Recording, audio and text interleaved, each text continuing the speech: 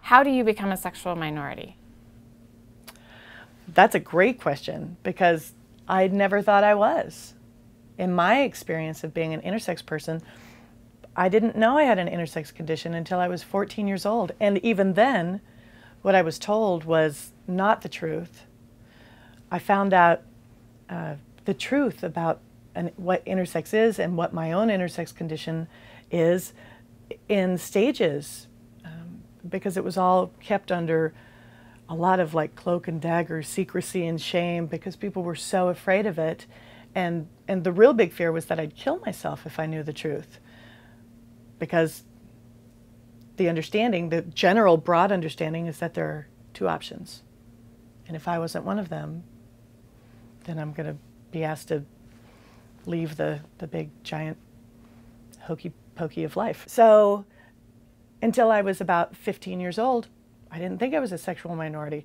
And of course, I didn't even know that word, because when I was 15, it was 1985. And we didn't have the concept of sexual minority? You're right. The concept of sexual minorities wasn't there. I mean, I think really, and then even after I knew, even after I found out that I had an intersex condition, because I had been lied to and been given that cloak of shame, I put it on for myself.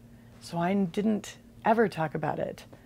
I kept it under big wraps.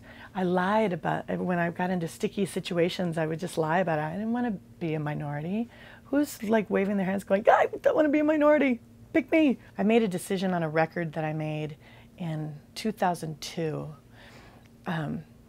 And I decided, I'm just going to put it in the liner notes, because I'm still like a recording artist where you have actual liner notes, jazz.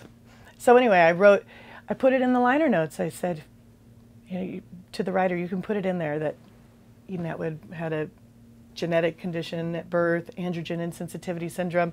You can put it, make it kind of vague and oblique. So I'm brave, but I'm not really that brave. I'm brave enough. I'm brave-ish. And nothing happened. No catastrophic thing happened. Nobody called me any names. Nobody was ugly to me. Nobody wrote anything awful. So then I took another little step and another little step. And then I did a national primetime live interview and did a big step, and still nothing bad happened to me. I moved to Chicago when I was 19 and very luckily got this incredible gig that very quickly turned into 4 nights a week in the she-shiest club in town. If the Gold Star Sardine Bar, it was in the Playboy building in Chicago. It was gorgeous. And but the whole idea of the jazz singer, the femme fatale, the chanteuse, is this feminine ideal, right? I mean, that's the way I played it. I felt like I had this incredible secret. This incredible secret. I have typically male chromosomes. I had testes inside my body that were taken out when I was 14. What would happen to this ideal that I'm promoting if anybody knew that? So a couple of years after that, I got a job on a soap opera and flew to New York and was taping this soap opera. But the soap press, from like Soap Opera Digest, Soap Opera Weekly, Soap Operas Anonymous, all the whatever their magazines, they would be downstairs and there would be photographers and journalists. And they started this, there was some rumor going around about an actress on a different show, that she was really a man. I was like, that is so dumb. But if they find out about me, I'm screwed. So I quit, because I was too, plus it sucked. They don't know what intersexuality is. They don't know what intersex is. They don't know what sexual minorities is. I had never even heard the term sex positive until 30 seconds ago. No, it's not true. From your first video. So, going back to you as an infant, you're born, they identify you as female.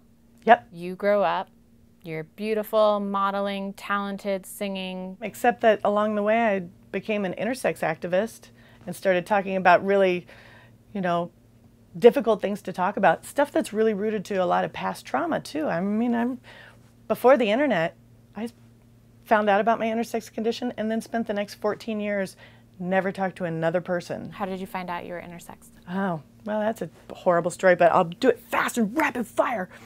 So I was 14, everybody got their period, but I didn't. And I heard there was a shot, you could get a big, huge, like horse tranquilizer shot of estrogen, and it would make you have your period.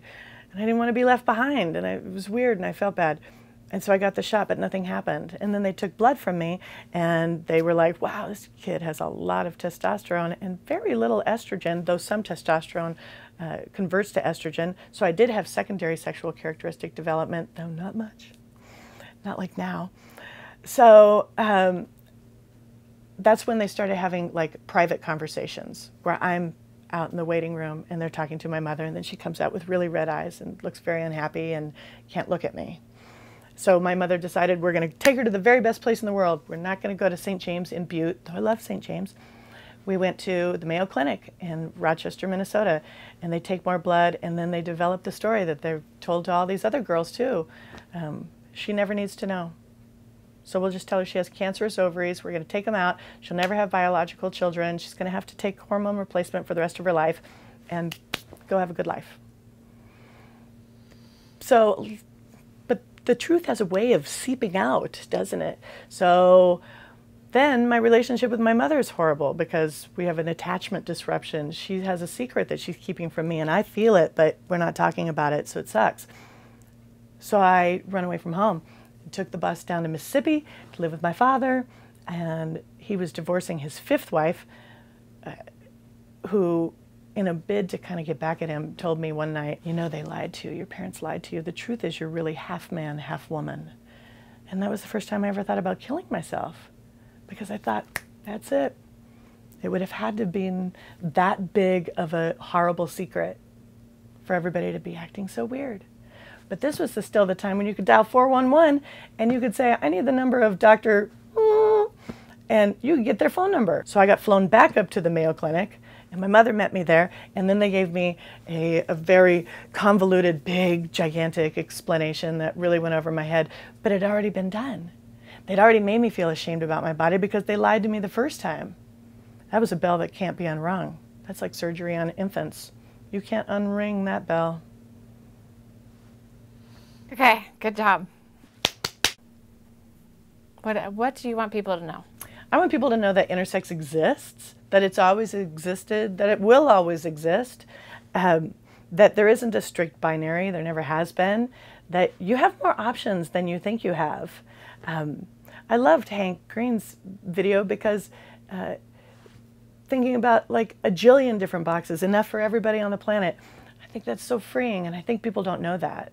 So my contribution to that is to say, is to combat the shame that was given to me when I was a child, even though it still rankles me sometimes, and it's still hard sometimes, and I was nervous coming here today. Even though I've done so much performing, it's still nervous making. To know that you can be exactly who you are. That was beautiful. Wow. I am 44. That's the age of wisdom.